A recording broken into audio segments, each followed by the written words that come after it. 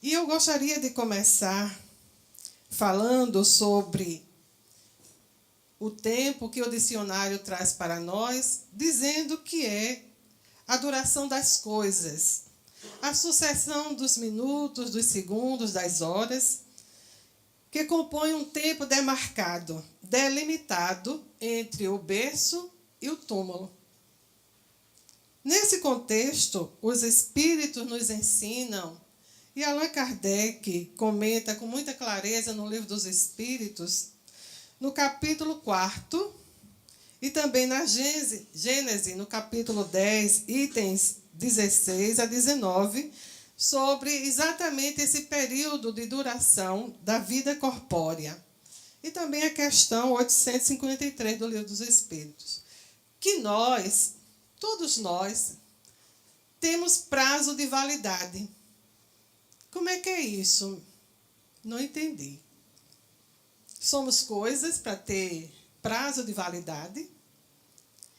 Nós diríamos que sim, porque nós não somos eternos no corpo físico. Somos imortais enquanto espíritos. Mas este corpo, ele tem uma durabilidade que vai depender da condição espiritual de cada um e da programação elaborada em conjunto com os benfeitores espirituais que nos orientaram, que nos conduziram para que nós pudéssemos ter a oportunidade da reencarnação e, assim, neste período, vivenciarmos as experiências necessárias para cada um de nós. E, naturalmente, a gente poderia se perguntar, como certa vez alguém colocara, e eu achei muito interessante isso, dizendo que existe um banco onde é creditado, todos os dias, 86.400 na nossa conta. Olha que maravilha, Eva. É muita coisa, né? 86.400. Só que 86.400 segundos, que correspondem exatamente ao período de 24. Isso. E a gente não pode transferir para o outro dia. Tem que ser neste dia. E aí, como é que nós fazemos? O que estamos fazendo com este tempo? Com tantos segundos, minutos, horas, que nos são oportunizadas. Naturalmente, que aqueles que já entenderam a importância deste tempo, naturalmente, aqueles que já adentraram no conhecimento espírita, já se deram conta que é importante aproveitarmos as oportunidades. E como Eva também colocou, a doutrina espírita não veio para ser mais uma religião, ou um rótulo apenas. Ela veio para nos tornar seres humanos melhores, no dizer de Leon Denis, o continuador da obra de Kardec. Ele diz que a doutrina espírita veio para nos tornar seres humanos melhores. E Allan Kardec, com muita propriedade, coloca, dizendo que reconhece-se o verdadeiro espírita ou o verdadeiro cristão, aqueles que... Como é a continuidade? Vocês que já estudam aqui. Aqueles que se esforçam diuturnamente para combater, vencer as suas más inclinações. E Eva também colocou, fazendo assim um elenco de situações, de sentimentos que nós muitas vezes carregamos e não queremos nos reconhecer que temos estes sentimentos. E por isso os sentimentos negativos e infelizes estão causando-nos doenças espirituais e físicas. E é preciso que a gente escute aquele conselho que nos fala, que veio lá da época de Sócrates, conhece-te a ti mesmo. Acho que o desafio maior, sabe, Eva, é exatamente este: nos conhecer, adentrar na nossa intimidade, sair da persona, que é exatamente a máscara que nós carregamos, e adentrar a intimidade da nossa alma e nos percebermos como seres imortais que somos e que temos a oportunidade valiosa de aqui e agora avançarmos um pouco mais. E para isso nos é dada o tempo, nos é dada a oportunidade de também fazer a conta. E eu me recordo que alguns anos atrás, quando eu comecei, e trazida pela dor, a abençoada doutrina nos abraçou e acolheu, nos fazendo vislumbrar, para além da dor, a luz. E aí eu vi alguém falar, e eu resgatei esse poema tão antigo, que nos fala do tempo. Deus pede estrita conta do meu tempo. Forçoso é, já do tempo meu dá conta. Mas como dar, sem tempo, tanta conta, eu que gastei sem conta tanto tempo?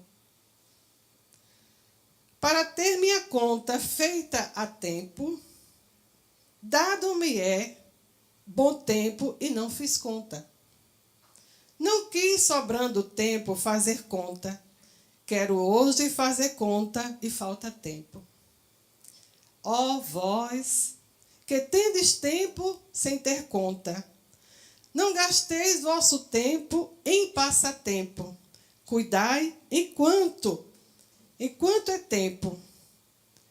E ao fazer tanta conta.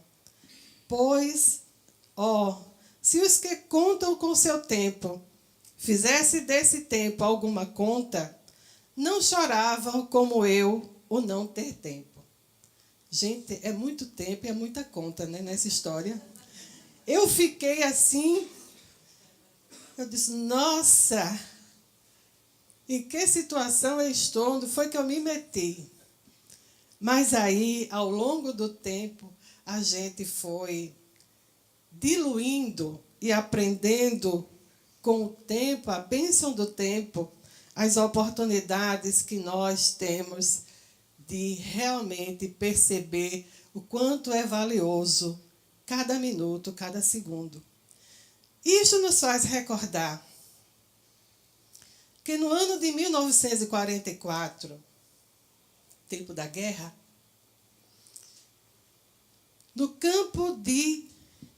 nos campos de concentração,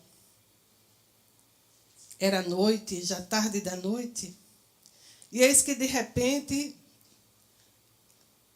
alguém que estava lá dentro daqueles cubículos ouve que um carro chega e começa um barulho estranho lá fora. E ela percebe que no meio daquele barulho escuta choro de criança. Ela acorda a companheira do lado do beliche e diz, olha, você ouviu? É choro de criança. E a outra, estremunhada, mal-humorada, disse, cale-se, vá dormir, você deve estar sonhando. Não, eu estou ouvindo, é choro de criança, eu estou ouvindo. E aquela outra, como se tivesse voltado no tempo, todo mundo conhecia aquela mulher, chamada Luba. Ela casara muito jovem, com um marceneiro, tiveram um filho chamado Isaac. Mas, naquele período da guerra, seu filho tinha sido arrancado dos seus braços. Ele tinha apenas 3 anos. E jogado num carro, juntamente com crianças e velhos. E o seu destino, com certeza, seria a morte. ela viu também o seu marido partir entre aqueles homens e não voltara. E ela se perguntara por quê? Porque Deus não tinha também levado ela. Porque Deus não tinha permitido que ela morresse. E ela pensava, então, em tirar sua própria vida. A sua vida já não tinha mais sentido. Tinha voltado no tempo. Mas aquela realidade de choro de criança chamava. E ela desceu, abriu a porta cautelosamente e viu lá fora várias crianças. E o maiorzinho tinha 14 anos. E muitas crianças pequenas. Ela imediatamente não pensou duas vezes. Num minuto, ela colocou todos aqueles para dentro daquele cubículo que mal cabia aquelas pessoas que estavam ali dentro. E ao fazer isso, aquelas pessoas que estavam lá dentro disseram, mas como é possível? Aqui já não cabe mais ninguém, você ainda coloca essas pessoas aqui, não é possível. E ela olha e diz, mas você também não é mãe? E se fosse um dos seus filhos que estivesse lá fora com frio, você não queria que nós o trouxéssemos para dentro? Aquilo calou profundamente naquelas almas já ressequidas pelo sofrimento e aquietaram-se. No outro dia, aquela mulher se levantou imediatamente para se dirigir ao comando do SS, para pedir a autorização para que pudesse ela se dispor a tomar conta daquelas crianças abandonadas, tristes, infelizes, não tinham mais seus pais, não tinham ninguém. E assim pensando, ela se dirigiu ao comando. E lá, ao chegando, ela naquela ansiedade, veio pedir e toca no braço daquele homem, investido de um poder transitório, que ao sentir-se tocado, porque ninguém poderia tocar, era uma raça superior, judeus não poderiam tocar. Imediatamente aquele homem reage de forma agressiva, dando-lhe um tapa no rosto e ela cai. Mas, ao cair, como se tivesse revestida de uma força maior, se levanta e diz com coragem, olha para aquele homem de cabelos brancos e diz, certamente, o senhor deve ser avô e pai, eu sou mãe. E venho pedir apenas para tomar conta daquelas crianças. Naquele minuto, as suas palavras fizeram com que aquele homem, não obstante endurecido pela guerra, se recordasse que tinha uma família, que tinha uma esposa, que tinha filhos e que tinha netos, e que ele os amava. Um minuto. E aquele homem fora tocado. E bruscamente ele disse, então, tome conta. E nada mais disse. A partir daquele momento, Luba, revestida de uma alegria nova na sua alma, procurou de todas as formas amenizar o sofrimento daquelas crianças. Catava os alimentos, recolhia os restos. E com que alegria aquelas crianças, ao verem da janela, ela vindo com as mãos, com os braços. Ah, é a mãe Luba. Ela está trazendo comida para nós.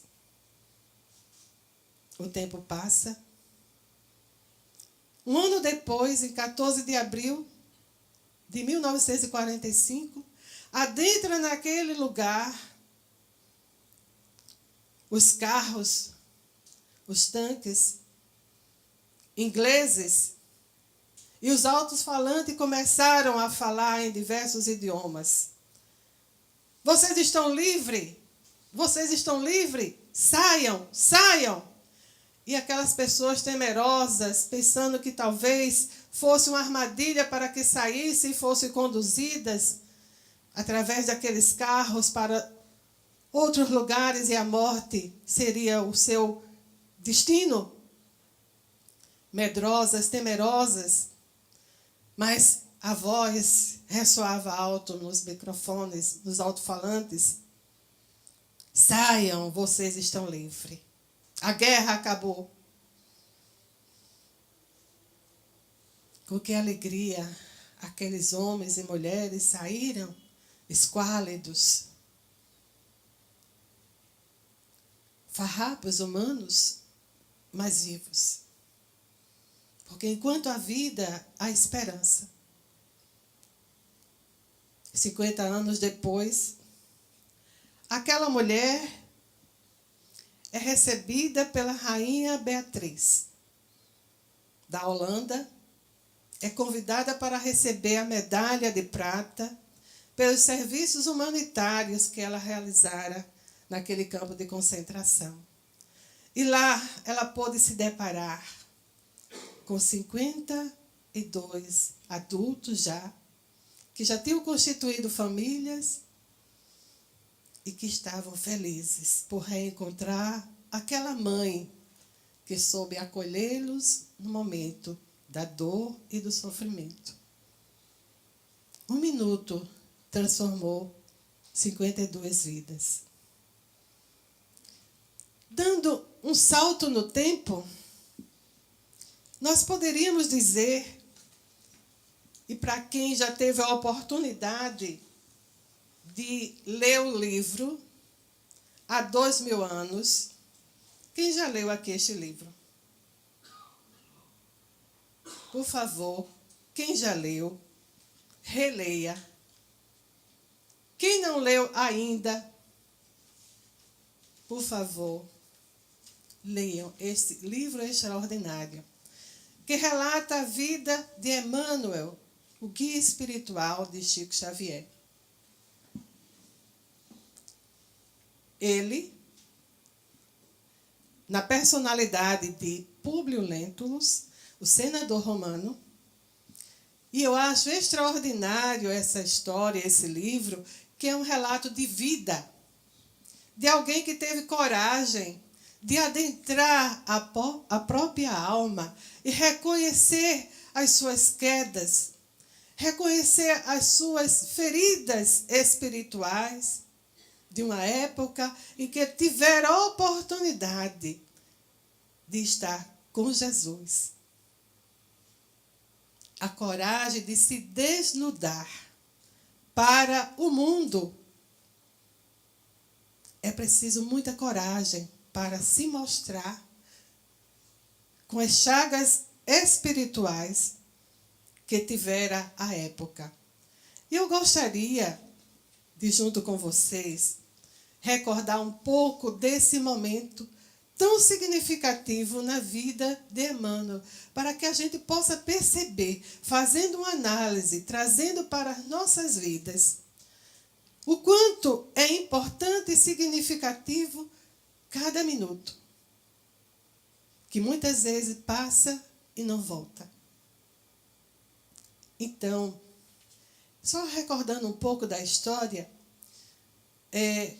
Públio Lentulus, o senador romano que fora para a Palestina, ele carregava consigo a sua esposa e a sua filhinha, Flávia, que no momento estava passando pela dor, pelo sofrimento de uma doença milenar, conhecida como lepra.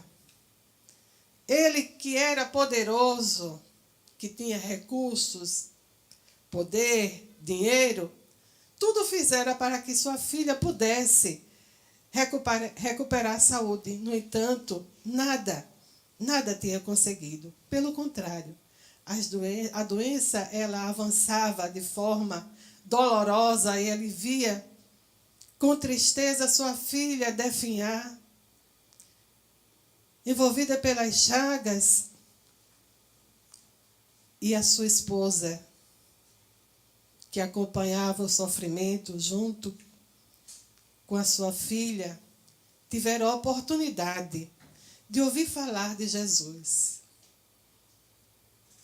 de ouvir falar do profeta que curava, que soerguia os caídos, que curava os leprosos, os paralíticos, os cegos.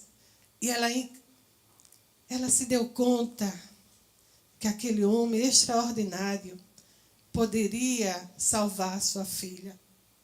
E ela saía na calada da noite junto com a sua auxiliar, Ana, e tiveram a oportunidade de ouvir Jesus. E ela percebeu que aquele homem extraordinário era diferente. Aquele homem falava do reino de Deus.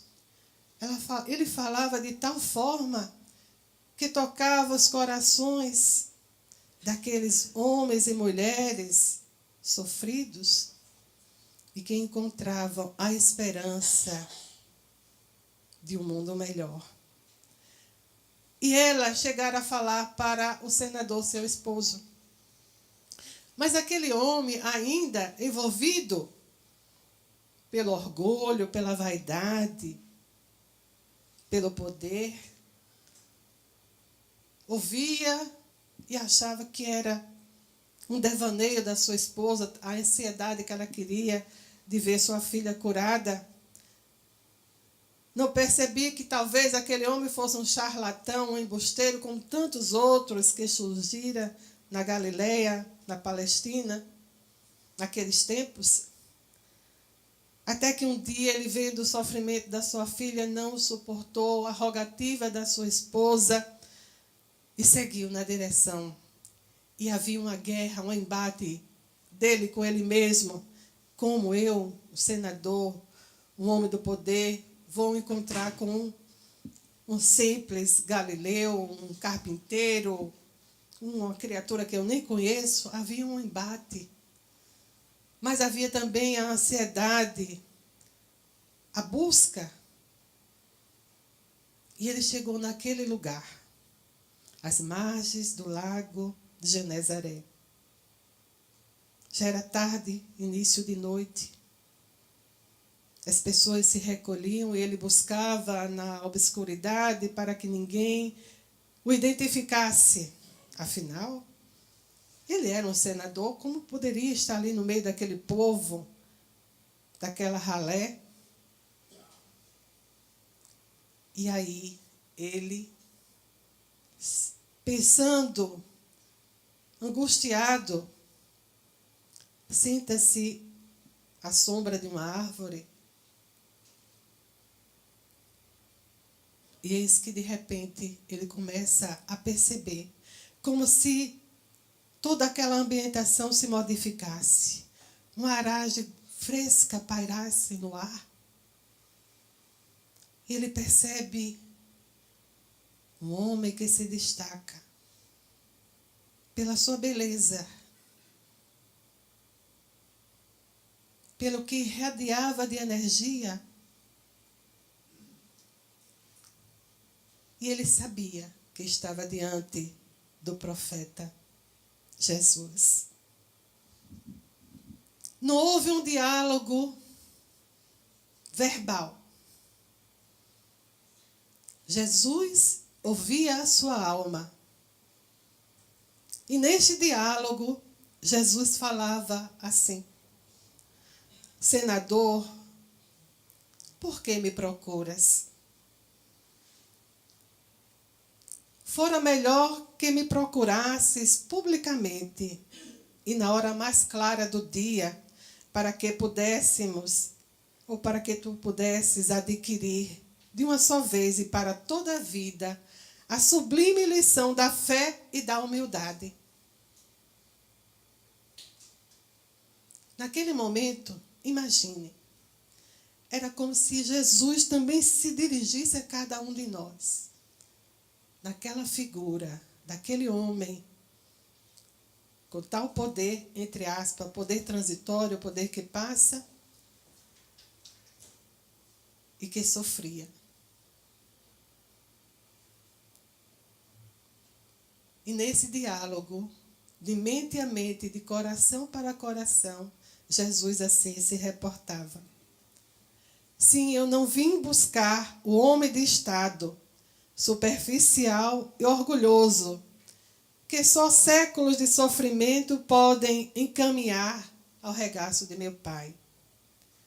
Venho, sim, atender às súplicas de um coração desditoso e oprimido, que era sua esposa. E ainda assim, não é o teu sentimento egoísta que busca salvar a filha leprosa e desvalida pela ciência do mundo, mas sim a fé e o amor de tua mulher, porque a fé é divina. Basta um raio desta fé, com suas energias poderosas, para que se pulverizem todos os monumentos das vaidades. Abrindo um parêntese, e se nós estivéssemos diante de Jesus, Ele que adentra as nossas almas, e Ele está aqui. Ele está aqui entre nós. Jesus nos olha, nos conhece, cada um de nós. Sabe como nós somos, como ainda estamos, com as nossas fragilidades. Ele que dissera que não nos deixaria sós, que posteriormente enviaria o Consolador prometido para que nos revelasse tudo aquilo que ele não pudera falar à época, porque os homens não estavam amadurecidos para isso. Homens, humanidade. Mas hoje a doutrina espírita traz para nós exatamente todo este conhecimento. Num tratado avançado, eu diria, de psicologia, que nos faz percebermos como nós precisamos avançar na direção da luz. E dando continuidade, Jesus ainda diz: soa para o teu espírito, observem, neste momento, um minuto glorioso, se conseguires utilizar a tua liberdade, a liberdade de escolha, o nosso poder de decisão. Naquele momento, ele estava colocando nas mãos de Públio Lentulus a oportunidade dele decidir a sua vida. Então, soa para o teu espírito neste momento um minuto glorioso. Se conseguires utilizar a tua liberdade para que seja em teu coração um cântico de amor, de humildade e de fé, na hora interminável da redenção, dentro da eternidade. Ninguém poderá agir contra a tua própria consciência, se quiseres desprezar indefinidamente este minuto ditoso. Observem, os espíritos amigos nos falam que Deus não utiliza de violência, ele utiliza o tempo. E aí, Jesus ainda diz: todos os poderes do teu imperioso, ou melhor, todos os poderes do teu império são fracos e todas as riquezas são bem miseráveis. Porque naquele momento passaram na cabeça de Públio Lentulus o orgulho, ele se inflou e disse: eu, o senador, por que ele vem me falar de humildade, vem falar de fé? Quem ele pensa que é? Eu estou dando a minha interpretação. Não, isso deve ser um sonho, eu estou sendo aqui envolvido por algum sortilégio, algo está acontecendo, eu estou sendo enganado. E Jesus, que lia os pensamentos de Públio Lentulus, diz: não, meu amigo, não estás sonhando.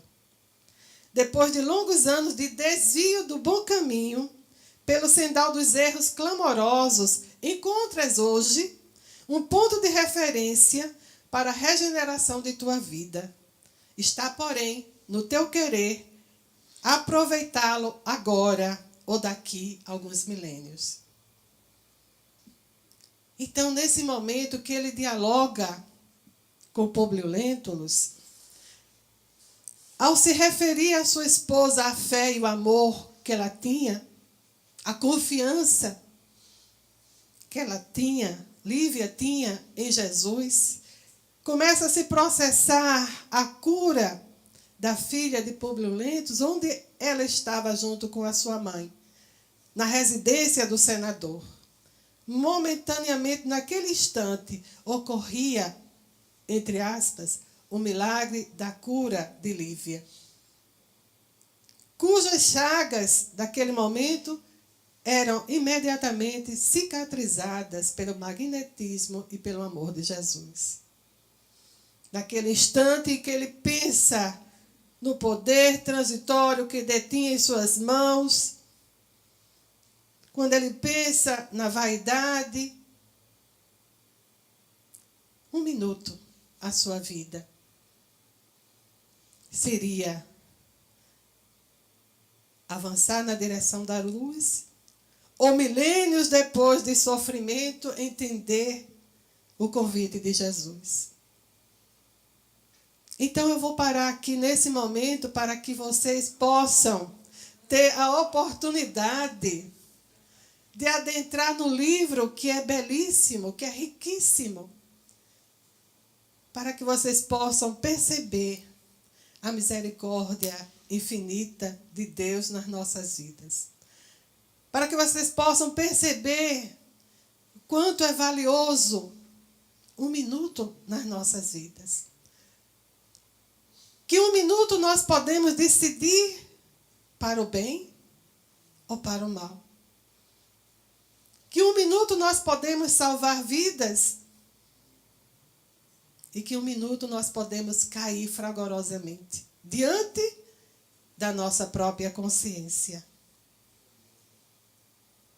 Por isso, meus amigos, minhas amigas, ao trazer para nós este momento de reflexão, em que em um minuto apenas, quantos minutos nós já vivenciamos aqui? Ao ouvirmos essas vozes maviosas que trouxeram a melodia que tocou os corações, nesse momento nós já estávamos sendo tratados espiritualmente. Não é verdade, Eva? Nesse momento já havia uma terapia tratando as feridas da nossa alma, as nossas angústias, as nossas ansiedades. Nesse momento já estávamos sendo balsamizados pelos espíritos amigos que nos trouxeram até aqui. Quanta dor já foi sanada nesse instante. Mas isso é um convite do Cristo. É um convite da espiritualidade maior. Para que nós possamos sair de dentro da nossa ilusão que ainda carregamos conosco, das vaidades, do orgulho, do egoísmo, para começar a trabalhar nossas energias interiores, pois todos nós somos filhos da luz, filhos de Deus. Quanta luz nós podemos ser na vida de alguém. Quanta bênção nós podemos ser na vida de alguém. Basta cada um de nós, começarmos a exercitar algo poderoso que existe em cada um de nós, por sermos filhos da luz, que é o amor. Basta que cada um de nós perceba a oportunidade valiosa que estamos tendo nesta reencarnação, de poder nos transformar, transformando vidas, em 1 minuto apenas. E para concluir a minha fala, não poderia deixar de citar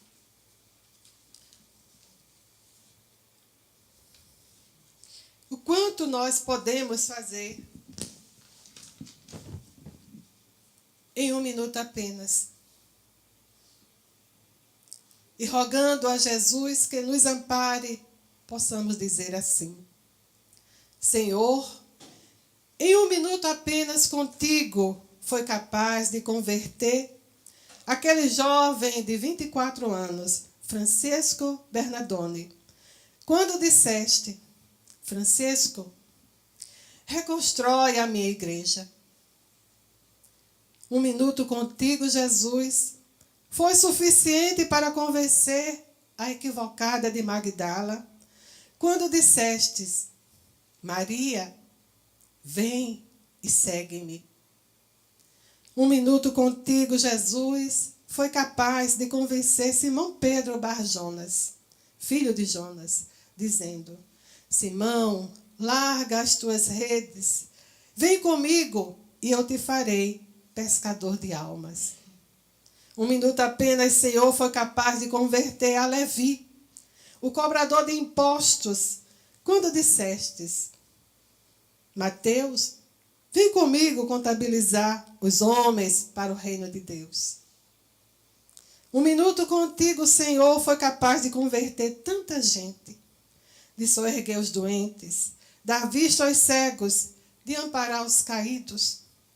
1 minuto contigo, Senhor, a caminho de Damasco, foi capaz de transformar Saulo em Paulo, quando, prostrado ao chão de joelhos, ele disse: Senhor, que queres que eu faça? 1 minuto contigo, Senhor, foi capaz de dar ânimo a tanta gente. Por isso, nesta hora, Jesus, gostaríamos de te agradecer, visto que a festa está pronta, os convites foram enviados, os convidados todos aqui estão, neste banquete de bênção, Senhor, neste ágape de amor, ser o nosso convidado especial. Nós gostaríamos de te dizer, Senhor, vem conosco, acompanha-nos nesta semana que iniciará, soerguendo-nos o ânimo, a coragem e, sobretudo, distribuindo para nós o ósculo de ternura e de paz. Vem, Jesus, aceita o nosso convite, ocupa os escaninhos da nossa alma e, fortalecendo-nos em todos os instantes, possamos converter os minutos da nossa vida em mecanismos preciosos de ascensão para o bem e para a paz. E que esta paz, nesta hora, nos plenifique e nos apresente um painel novo de expectativas superiores, ainda uma vez. Que a paz de Jesus, o Mestre querido, o meigo Rabi da Galileia, esteja conosco, hoje, agora e para todo sempre. Muita paz, meus irmãos.